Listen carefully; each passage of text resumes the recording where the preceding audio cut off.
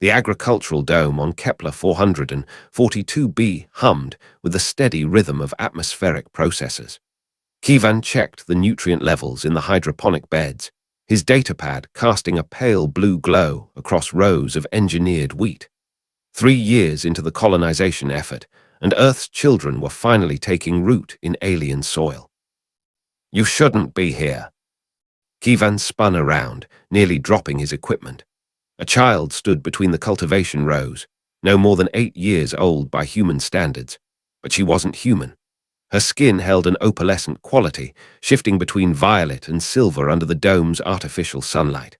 4 eyes blinked at him in sequence, 2 horizontal pairs stacked vertically on a face that was almost, but not quite, human in its proportions. "How did you get past security?" Kivan demanded, his hand instinctively moving toward his comm device. The girl tilted her head, a gesture oddly familiar despite her alien features. "Your barriers work on electromagnetic principles. We exist partially in quantum states your sensors don't register." She spoke perfect English, her voice carrying a melodic undertone that suggested translation technology far beyond Earth's capabilities. Kivan's training kicked in.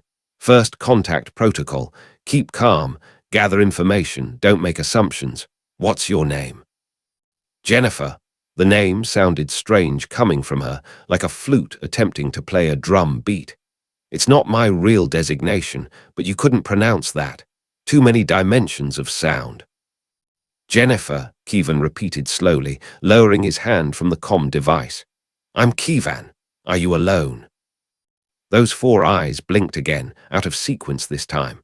"No human is ever truly alone on Kepler 442b. You just don't see us."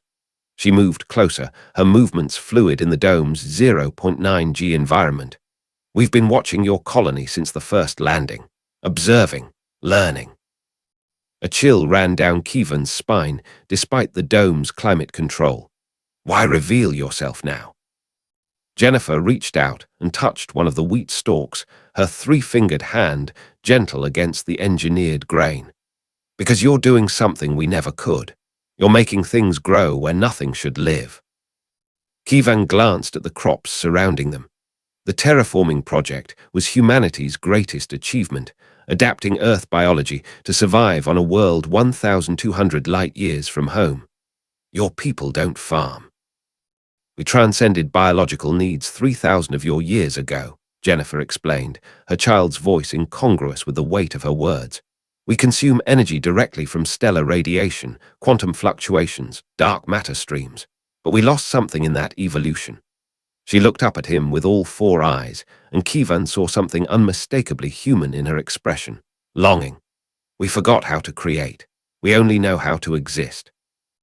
The agricultural dome suddenly felt smaller. "You're saying your entire civilization watches us because we can grow wheat." "Not just wheat," Jennifer corrected. "You build, you dream, you take lifeless rock and imagine forests. You see a barren world and envision cities, families, futures. We stopped doing that when we stopped being material beings." She pulled her hand back from the wheat stalk. "My mother wants to meet you, human. She wants to understand this thing you call hope." "Your mother," Kivan's mind raced. "Is she here, in the dome?" Jennifer's laugh was like wind chimes in a hurricane. "My mother is this planet, and the 3 moons, and the upper atmosphere. She's vast, Kivan. When our people transcend, we don't maintain individual forms well. Only the young, like me, can still compress ourselves into something you'd recognize as a person." Kivan sat down heavily on a supply crate, his datapad forgotten. "You're telling me an entity that spans an entire planet wants to meet a botanist from Chicago?" "Not just any botanist." Jennifer sat beside him, her small form mimicking his posture with eerie precision. "The one who sings to his plants.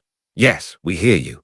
Every morning at 600 hours, you come here and you sing Earth songs to genetically modified wheat on an alien world. You think we don't find that miraculous?" Heat crept up Kivan's neck. He thought he'd been alone during those early shifts. "It helps them grow. Studies show that sound vibrations."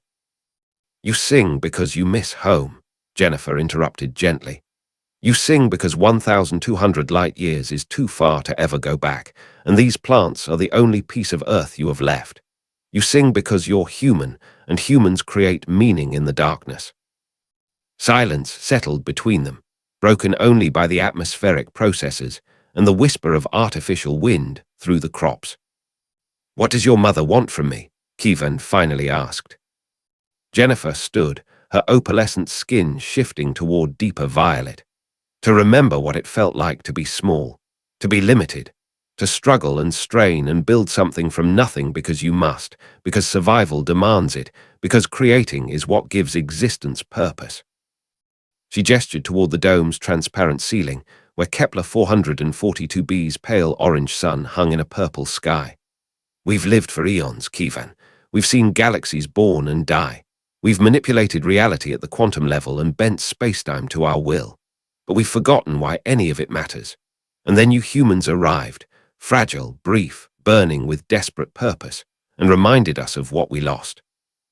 Kievan stood slowly. "How do I meet a planetary consciousness?" "You already are." Jennifer's form began to shimmer, becoming translucent. "Every atom of Kepler 442b is aware of you. Every grain of soil you've tested, every atmospheric sample you've analyzed, every seed you've planted. She's experienced it all through you. But she wants to speak. And for that, she needs me." The little alien girl's eyes closed, all four at once. When they reopened, they held a depth that made Kievan's breath catch, ancient intelligence compressed into a child's gaze. "Hello, Kievan of Earth." The voice was Jennifer's, but layered with harmonics that seemed to come from the very walls of the dome. "Thank you for singing to my world. Your voice carries joy and sorrow in equal measure. This is something we have not experienced in 3 millennia." Kievan struggled to find words adequate to the moment. "I don't know what to say to a planet." "Say why you sing," the entity requested through Jennifer's small form. "Say why you left everything you knew to plant seeds in alien soil. Say why humanity reaches across impossible distances to touch strange suns." Kievan looked at the wheat surrounding them, golden and impossible under an alien sky. He thought of Earth, unreachably distant. He thought of the 10,000 colonists sleeping in cryopods beneath the surface, dreaming of a future their children's children might see. "Because staying still is dying," he said finally. "Because looking at the stars and wondering is unbearable. Because growing something, anything, in a place where nothing should grow proves that we were here, that we mattered, that the universe is a little less empty because we tried." The presence within Jennifer seemed to swell, filling the dome with something Kievan couldn't name. Warmth that wasn't heat, light that wasn't visible, emotion that transcended biology. "Yes," the planetary consciousness whispered. "This is what we forgot. This is why you must succeed here, Kievan of Earth, not for your survival alone, but for ours. Teach us to dream again. Teach us to build with purpose. Teach us to find meaning in the struggle." Jennifer's eyes closed once more. When they reopened, they were just a child's eyes again. Alien, yes, but young and curious rather than ancient. "She says thank you," Jennifer translated, her own voice returning. "And she says your wheat will grow stronger now. She'll help in ways your science won't detect but your heart will know." The little alien girl turned to leave, her form already beginning to fade. "Jennifer," Kievan called out, "will I see you again?" She looked back with an expression that was pure childhood mischief, transcendent civilization be damned. "Every morning at 600 hours when you sing, I like the one about the river. It reminds Mother of flowing, of moving forward, of going home."